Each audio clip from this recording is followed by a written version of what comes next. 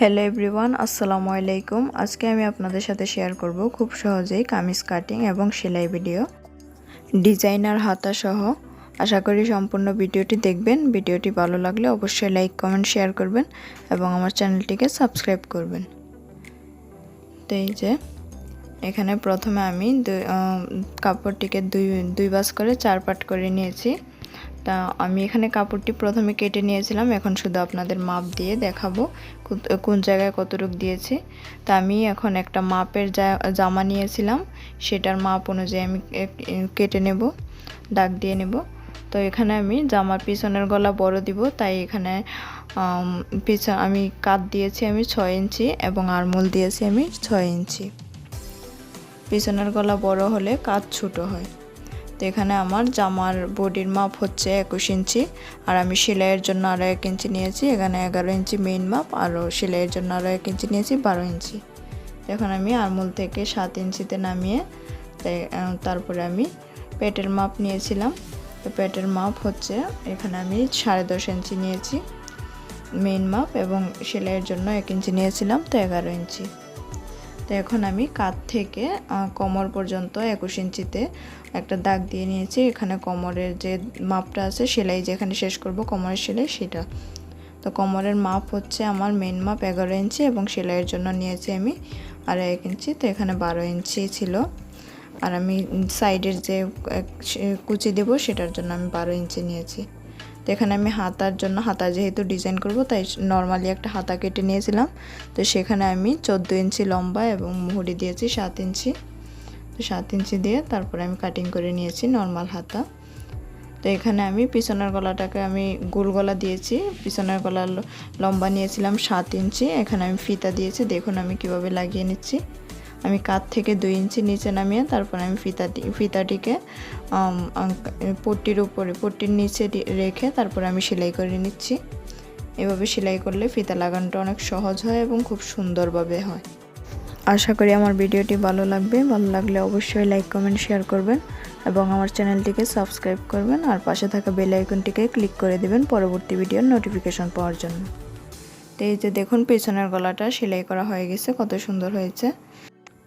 এখন আমি জামার হাতাটা ডিজাইন করব। তো আমি জামার হাতা ডিজাইন করার জন্য আমি 1 ইঞ্চি পাশ বরাবর একটা কাপড় নিয়েছি। কাপড়টিকে আমি 2.5 ইঞ্চি নিয়েছিলাম, তো আমি বাঙ্গা দিয়ে 1 ইঞ্চি নিয়েছি।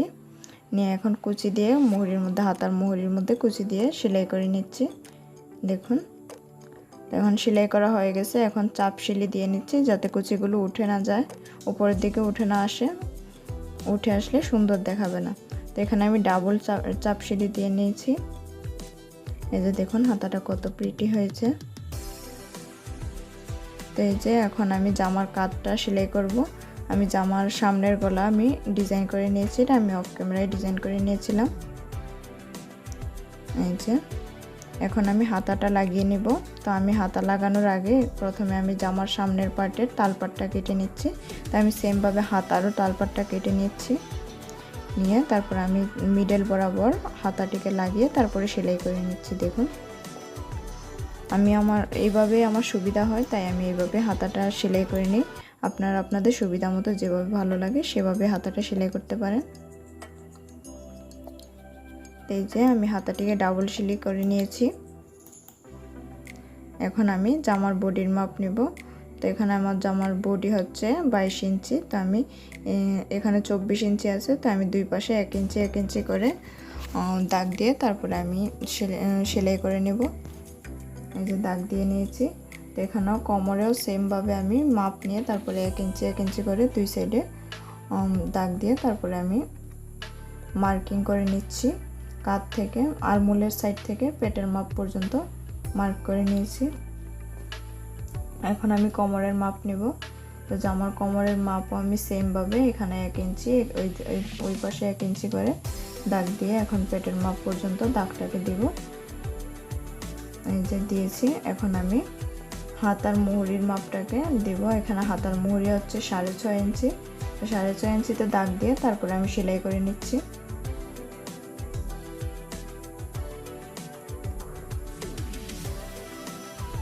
এই যে সেলাই করা হয়ে গেছে।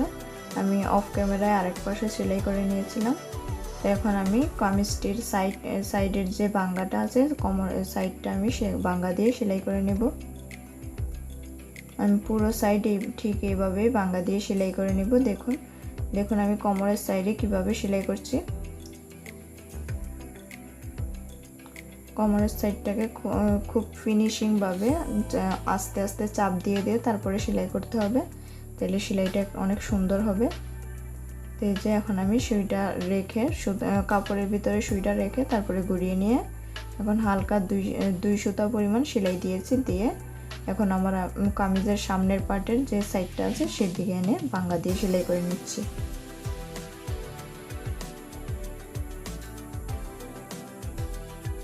সম্পূর্ণ ভিডিওটি ভালো লেগে থাকলে অবশ্যই লাইক কমেন্ট শেয়ার করবেন। আর আমি আমার ভিডিওটি আমার ফেসবুক পেজে পোস্ট করব, অবশ্যই চেক আউট করে আসবেন। আমার ফেসবুক পেজের নাম হচ্ছে বেলি ফ্যাশন ওয়ার্ল্ড। আমার ফেসবুক পেজের লিংক ডেসক্রিপশন বক্সে দেওয়া আছে, আশা করি চেক আউট করে আসবেন।